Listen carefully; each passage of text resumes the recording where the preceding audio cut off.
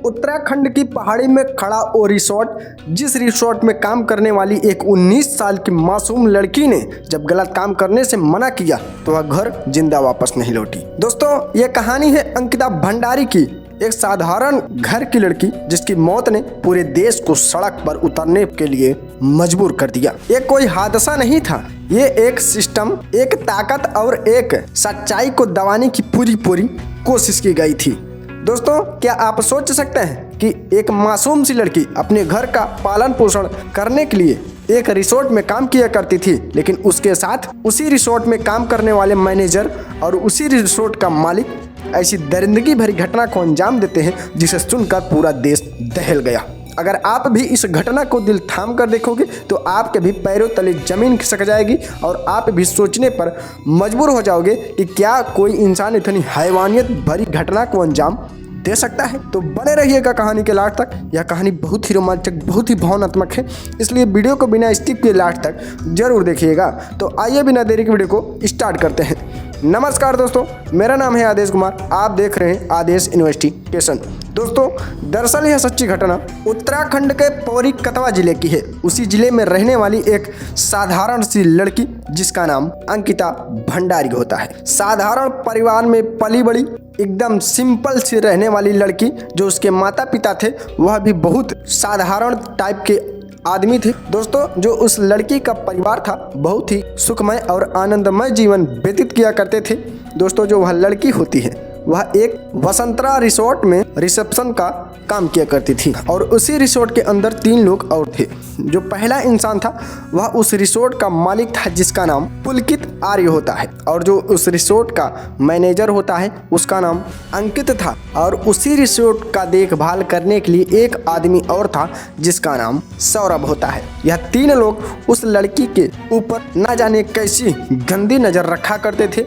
दोस्तों, ऐसे ही उसका जीवन व्यतीत होता था। जो अंकिता नाम की लड़की थी वह बहुत साधारण और सिंपल रहने वाली लड़की थी। वह अपने काम से काम रहा करती थी, लेकिन एक दिन उसी रिसोर्ट का जो मालिक होता है उसी अंकिता भंडारी नाम की लड़की से कहता है, तुम इतनी खूबसूरत, इतनी हैंडसम लड़की हो, तुम चाहो तो मैं तुम्हें कुछ एक्स्ट्रा कमाई करवा सकता हूँ।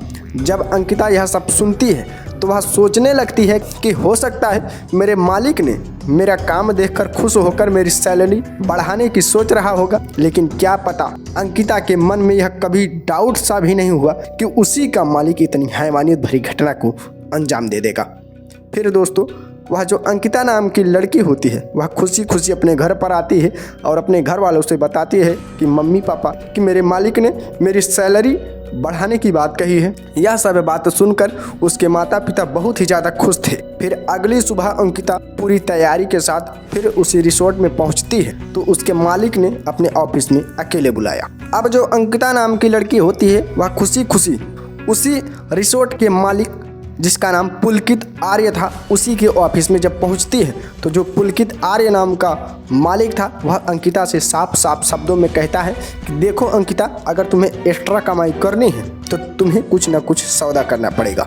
जब अंकिता यह सब सुनती है तो थोड़ा चिंतित होती है और कहती है कि बात क्या है। फिर जो पुलकित आर्य नाम का इंसान था वह कहता है कि इस रिसोर्ट में बहुत ही ज़्यादा अमीर लोग आते हैं, तुम अगर उन सभी को खुश करोगे तो तुम्हें मुंह मांगा पैसा दिया जाएगा। यह सब सुनते ही अंकिता भंडारी समझ नहीं पाती है, फिर साफ साफ शब्द में पूछती है कि मालिक आप कहना क्या चाहता है। फिर जो पुलकित आर्य नाम का इंसान होता है वह कहता है कि देखो अंकिता, तुम्हें लोगों के साथ रात बितानी होगी। यह सुनते ही जो अंकिता भंडारी नाम की लड़की होती है वह आग बबूला हो उठती है और अपने मालिक पुलकित आर्य से इतनी कड़क आवाज में बात करती है कि उसका जो मालिक होता है वह सहम जाता है। वह अंकिता भंडारी कहती है कि आप सोच भी कैसे सकते हैं कि मैं ऐसा काम करूंगी।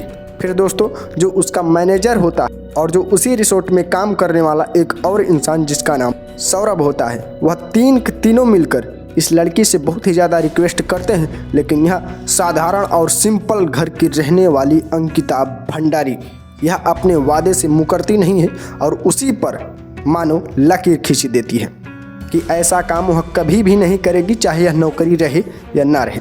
अब दोस्तों तारीख आती है 18 दिसंबर 2022। उस दिन तो अंकिता खुशी खुशी अपने ड्यूटी पर गई थी, लेकिन वापस लौटी ही नहीं।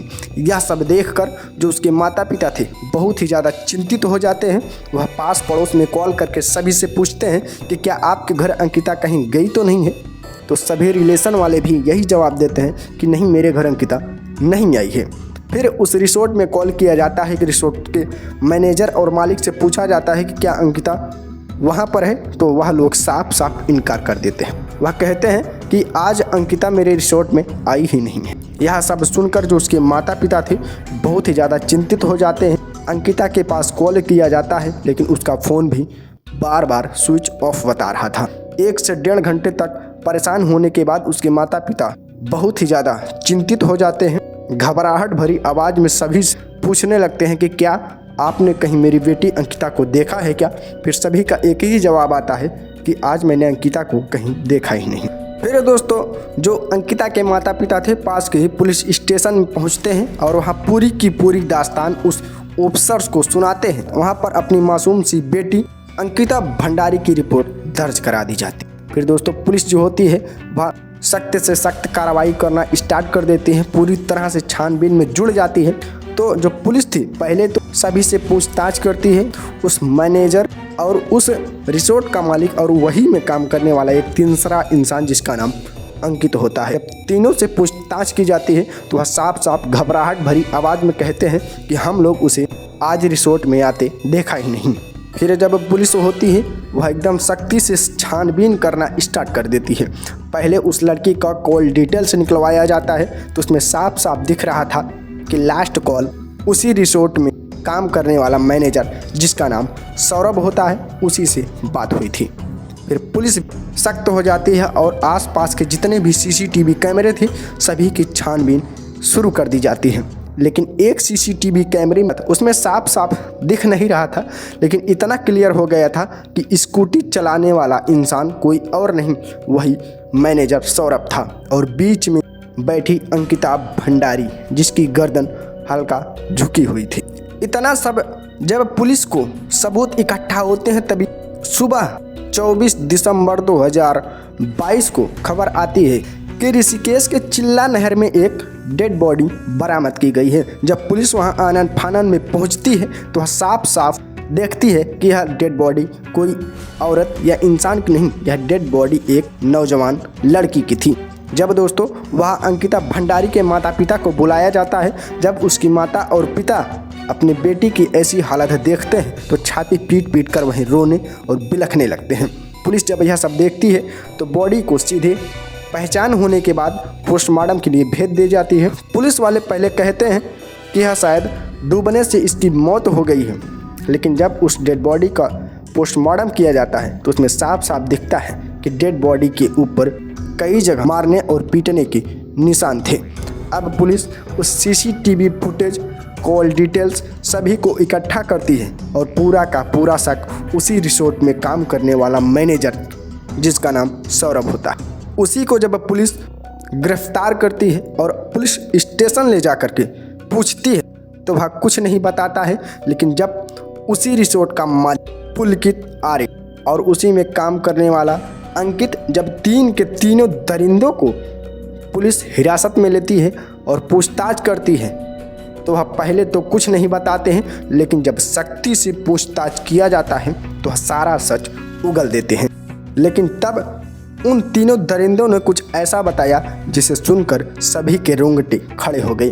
उन्होंने बताया कि हम तीनों ने अंकिता के साथ बहुत ही प्रेम भाव से उसे समझाने की कोशिश किया करते थे कि अगर तुम चाहो तो हम तीनों बहुत ही जल्द अमीर हो सकते थे।